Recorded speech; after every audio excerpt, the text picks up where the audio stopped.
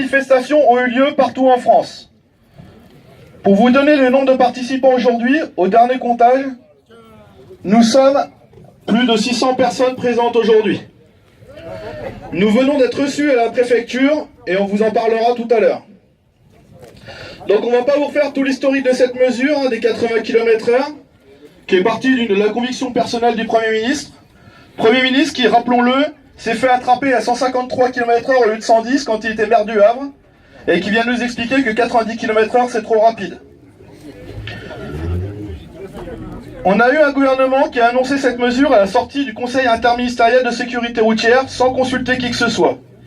Immédiatement, les associations d'usagers sont montées au créneau, suivies par les députés qui ont déposé des résolutions.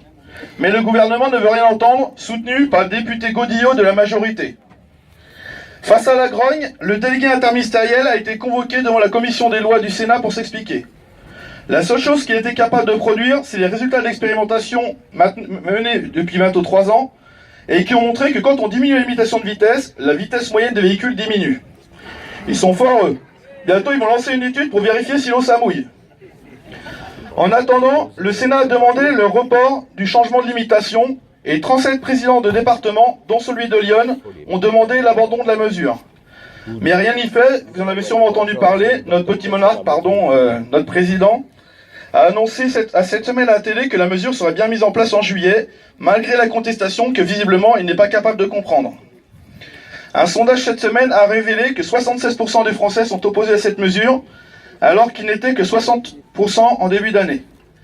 Preuve que le gouvernement est incapable de convaincre sur le sujet et que la mobilisation porte ses fruits, puisque l'opinion publique y est de plus en plus opposée.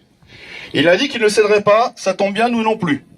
Enfin, on ne cédera pas tant que vous continuerez à nous suivre et à vous mobiliser à nos côtés. Donc le parcours, on va rejoindre Sens. Pourquoi on va à Sens? Parce qu'à Sens, justement, il y a la permanence d'une de ces députées de la République En Marche qui, le petit doigt sur la couture du pantalon, obéit au président. Donc on va vous rappeler quelques consignes de sécurité. Donc, les voitures vont partir en tête. Elles seront suivies par la voiture sono et le sidecar qui est là-bas avec le drapeau FFMC. Donc les motos